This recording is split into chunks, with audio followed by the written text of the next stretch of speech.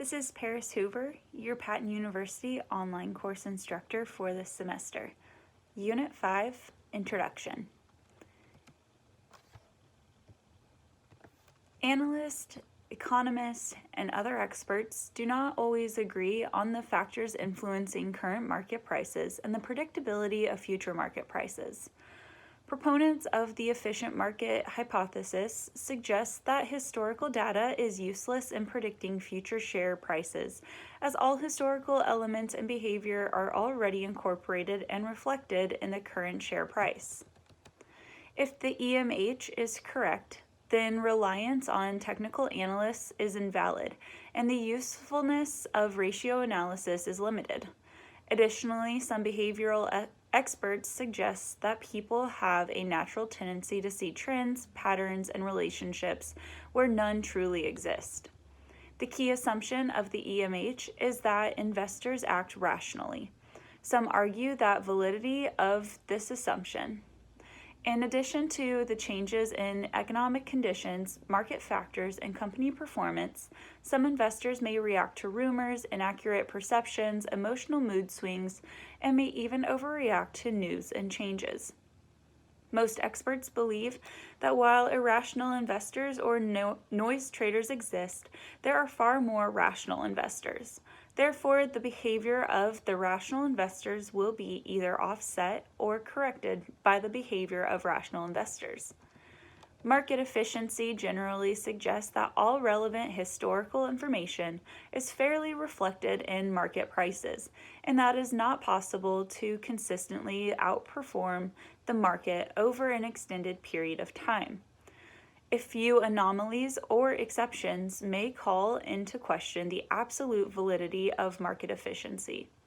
Examples such as exceptions include earnings surprises, size effect associated with small and large firm market capitalization, value investing based on ratio effects, and observed calendar effects. Stock market bubbles and crashes are occurrences that seem to contradict the EMH. While there are numerous theories regarding the causes and models to potentially explain the behavior that leads to bubbles and crashes, not all experts agree on the driving factors. Some argue that the phenomenon is driven by rational behavior and is often seen with herding. Others suggest that irrational investors are primarily to blame. Additionally, some cite outside forces such as changes in money supply as influencing factors. While there is no definitive cause or explanation for market bubbles and crashes, they cast doubt on the soundness of basic market efficiency theory. Learn more about the above topics by exploring the resources in the following 3 units. Learning objectives. 1. Evaluate the implications of market efficiency in investment analysis. 2. Examine the impact of speculation, emotion, and earnings surprise on investor perception. And 3. Identify the factors and consequences of market bubbles and crashes. Continue to Objective 1. Chapter 23, pages 479 through 493. Types of efficiency. Market efficiency can be divided into 3 types: allocative efficiency, operational efficiency, and informational efficiency. Allocative efficiency is concerned with whether funds are directed to their most productive uses. This is mainly a primary market issue. The primary market being the market in which borrowers issue securities and receive payment from their initial investors. Allocative efficiency is concerned with the issue of which borrowers receive the finance. An allocatively efficient market is one in which the available funds go to the borrowers who will make the most productive use of them. Allocative efficiency is not the main concern here. However, it is important to be aware that allocative efficiency is dependent on operational and informational efficiency. Allocative efficiency is dependent upon securities being accurately priced. Accurate pricing requires informational efficiency.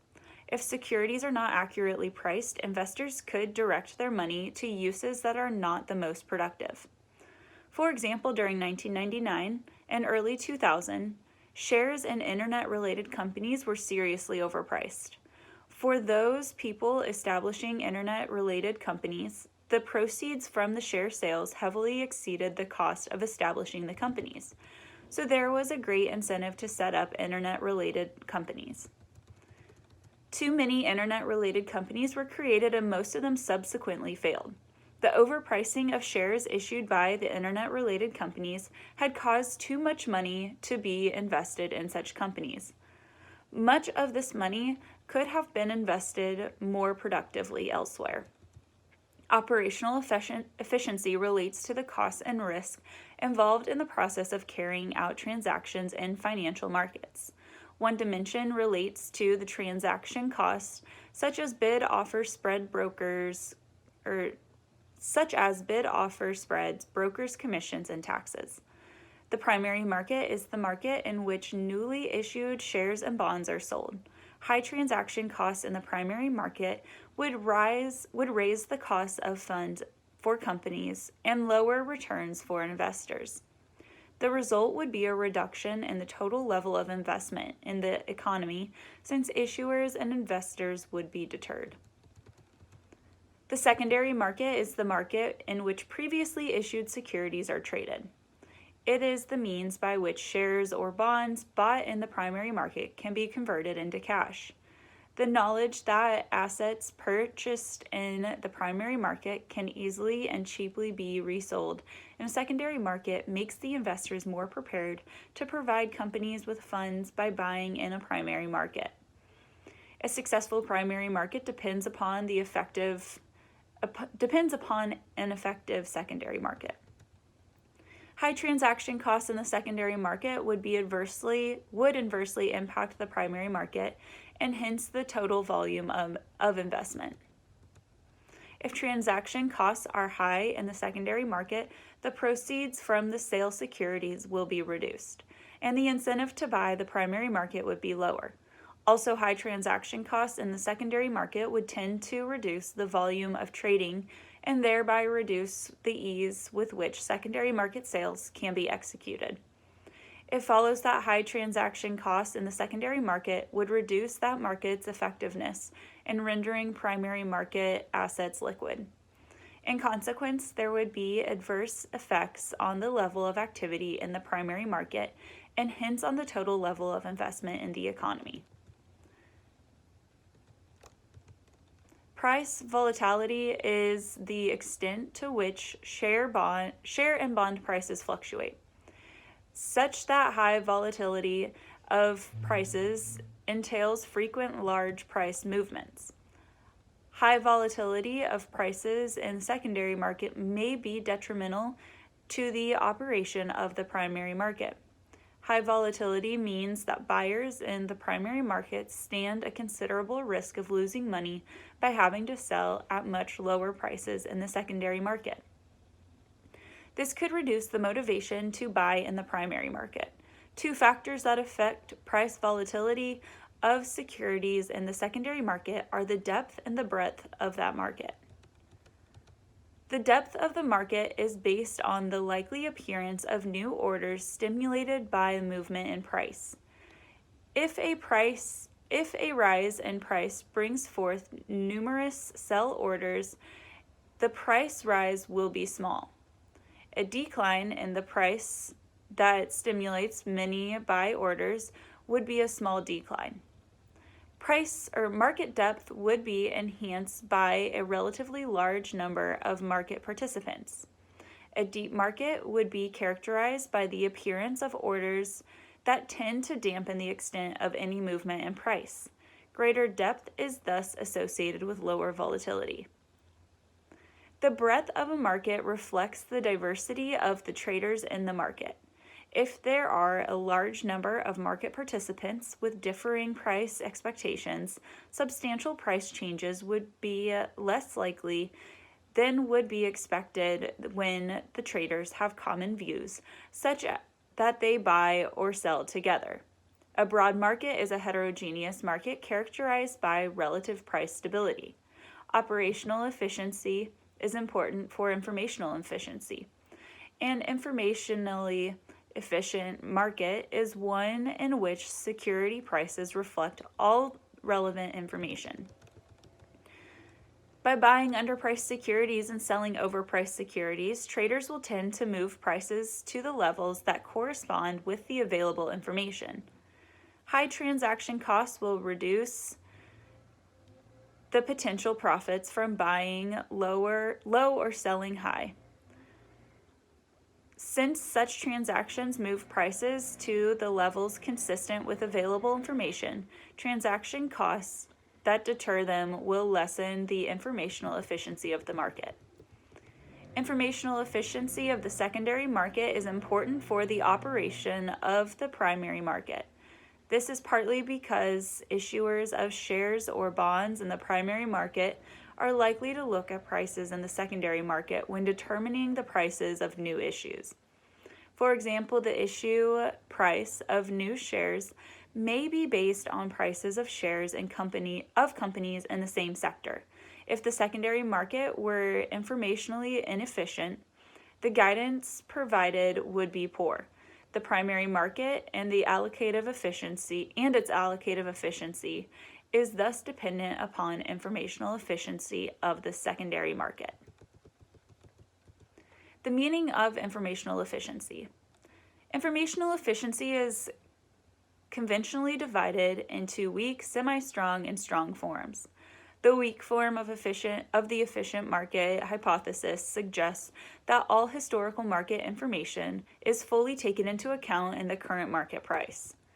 An implication of the weak form hypothesis is that there is no scope for making profits from analysis of historical market prices and volumes. So technical analysis, particularly chartism, is expected to be of no value. Attempts to forecast share price movements using charts based on previous share prices will fail since all the information available from past price data is already reflected in the share price. Suppose it was discovered that a particular chart pattern was successful in forecasting share prices. One day, it may be found that the chart pattern suggests that a particular share will rise in price from 100p to 200p over the next month. Everyone familiar with the prediction of the chart pattern will try to buy shares, and no holder of the shares would be prepared to sell at less than 200p. This buying pressure will bring about rapid rise in the share price to 200p. The share price rises immediately to the level predicted by the chart pattern. In other words, the information contained in the chart pattern is immediately incorporated into the share price. Since nobody was prepared to sell at less than 200p, no one was able to profit from the knowledge of the chart pattern by buying shares.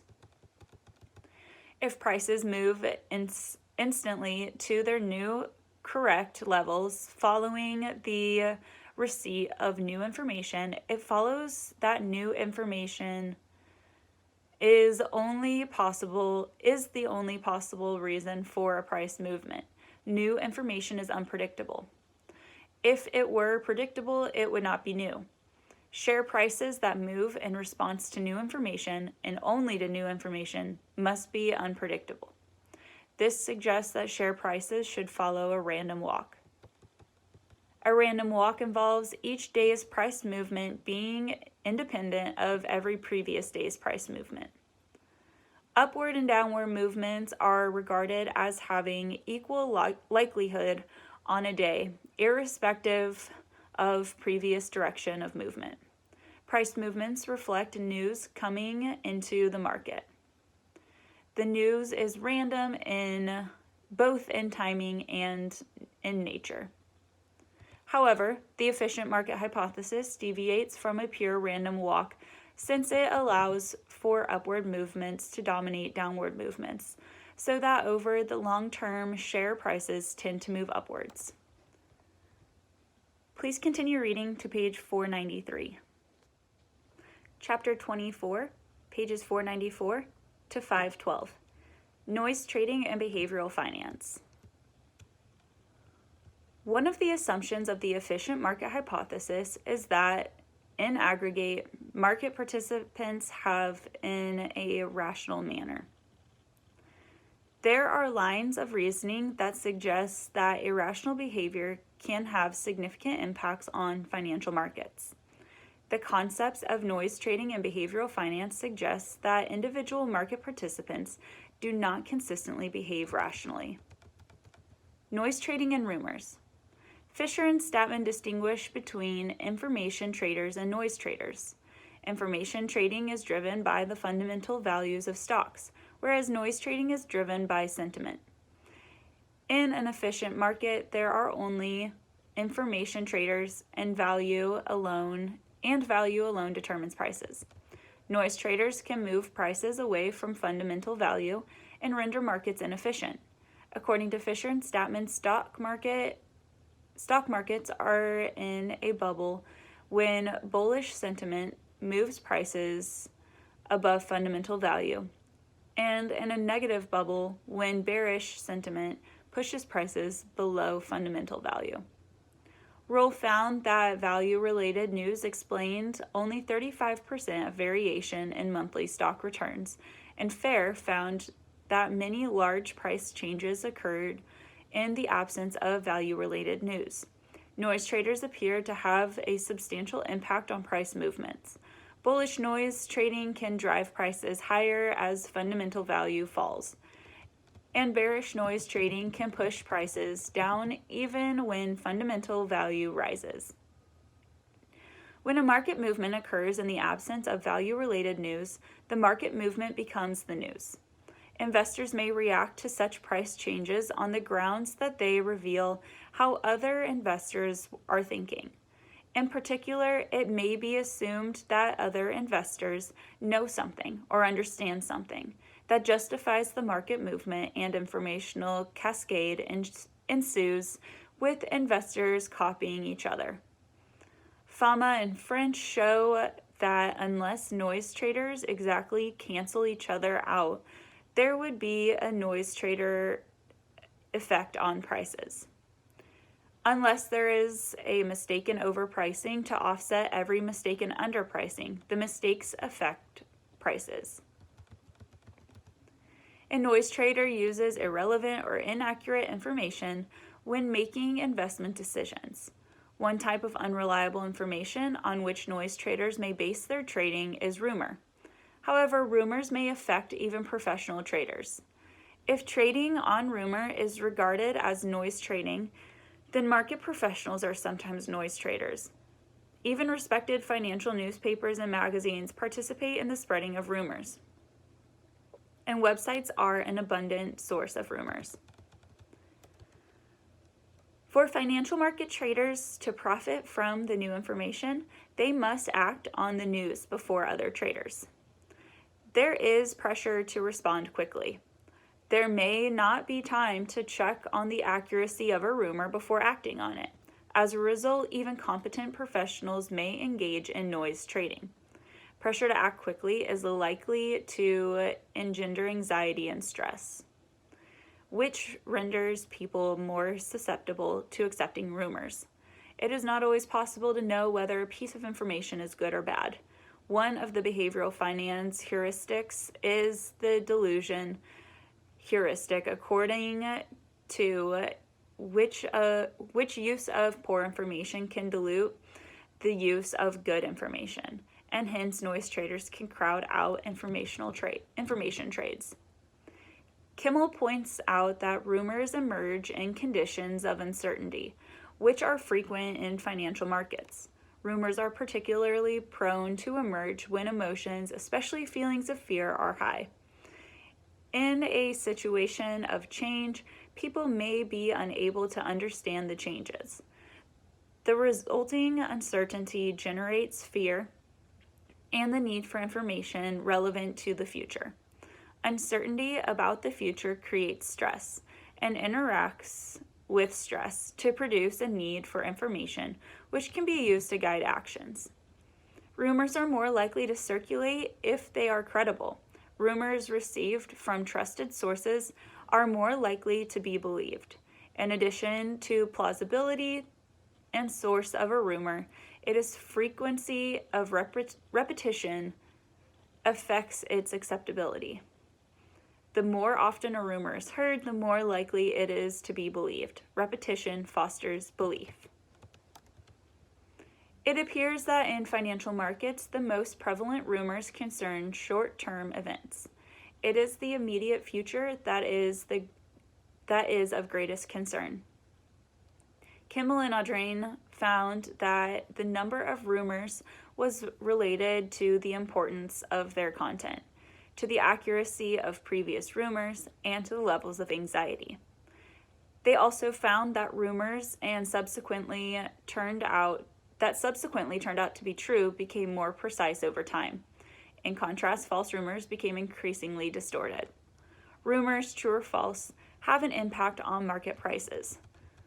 For example, DeFonso and Bordia show that rumors affect investment decisions, even when the rumors come from sources that lack credibility.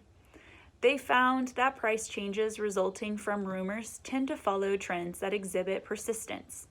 Apart from their specific information content, rumors can have further effect on markets by influencing market sentiment.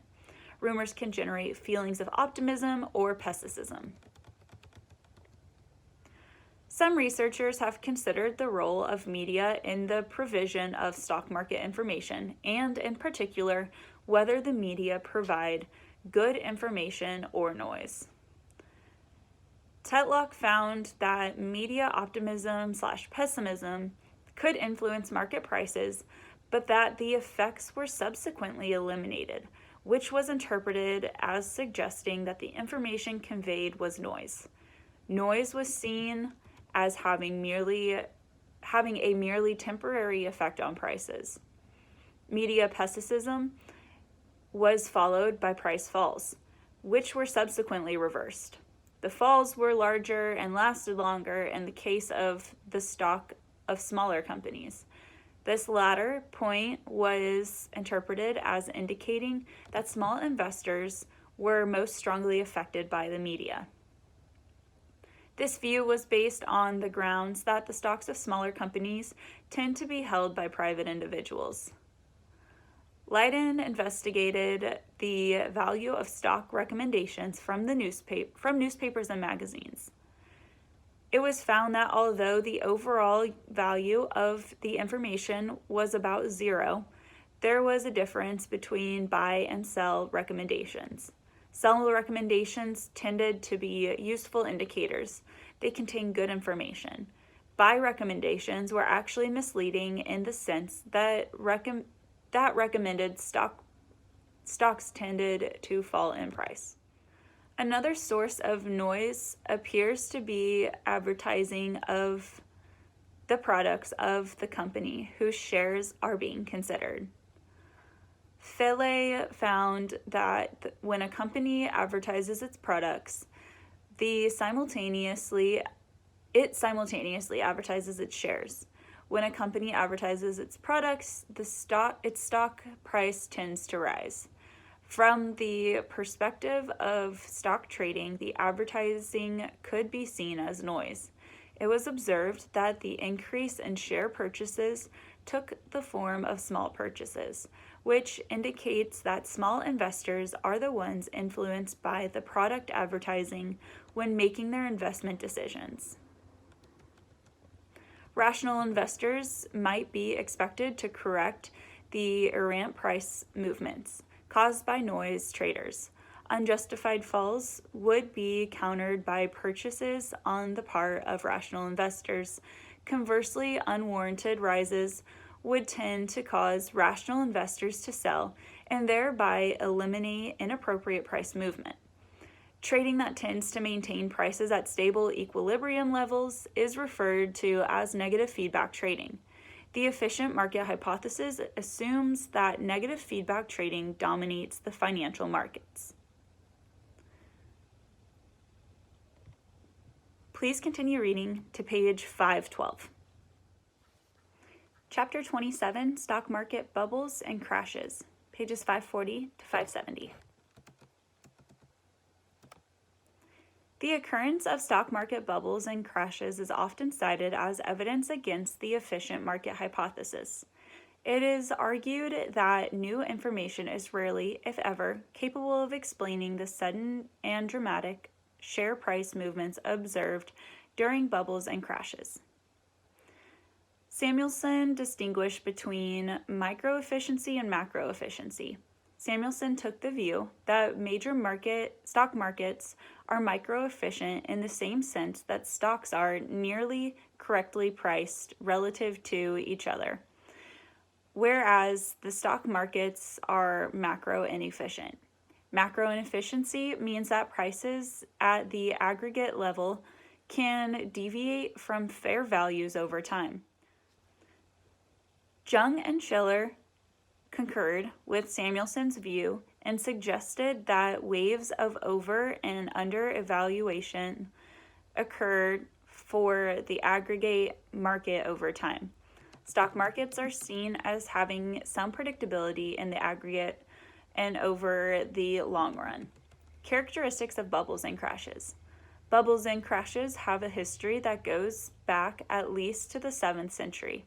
Some writers have suggested that bubbles show common characteristics. Bands said that market tops exhibited the following features. 1. Prices have risen dramatically. 2. Widespread rejection of the conventional methods of shared valuation and the emergence of new theories to explain why share prices should be much higher than the conventional methods would indicate. 2. Proliferation of investment schemes offers very high returns very quickly. 4. Intense and temporarily successful speculation by uninformed investors.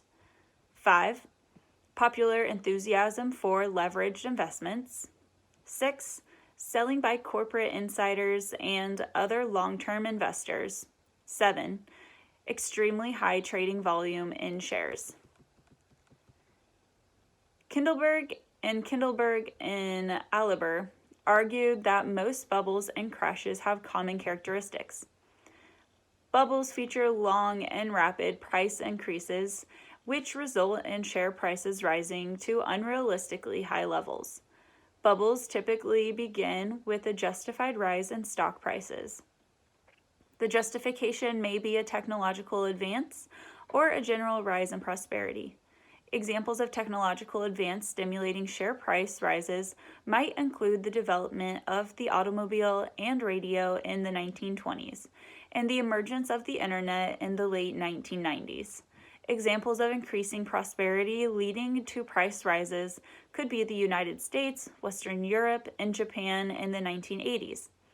Cassidy suggested that this initial stage is characterized by a new idea or product causing changes in expectations about the future. Early investors and companies involved with the innovation make very high returns, which attract the attention of others. The rise in share prices, if substantial and prolonged, leads to members of the public believing that prices will continue to rise. People who do not normally invest begin to buy shares in the belief that prices will continue to rise. More and more people, typically people who have no knowledge of financial markets, buy shares. This pushes up prices even further. There is euphoria in manic buying. This causes further price rises. There is a self-fulfilling prophecy wherein the belief that prices will rise brings about the rise, since it leads to buying. People with no knowledge of investment often believe that if share prices have risen recently, those prices will continue to rise in the future. Cassidy divides the process into a boom stage and a euphoria stage.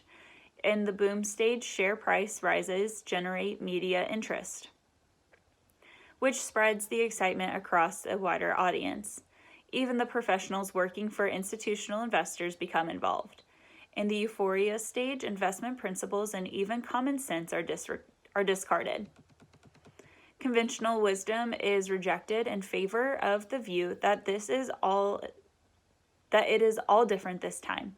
Prices lose touch with reality.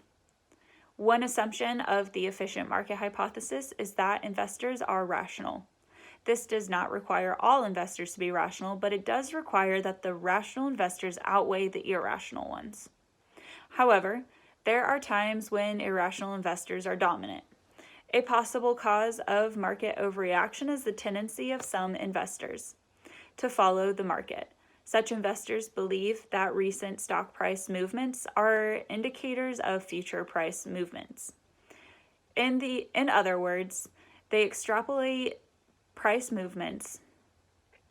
They buy when prices have been rising and thereby tend to push prices to unrealistically high levels.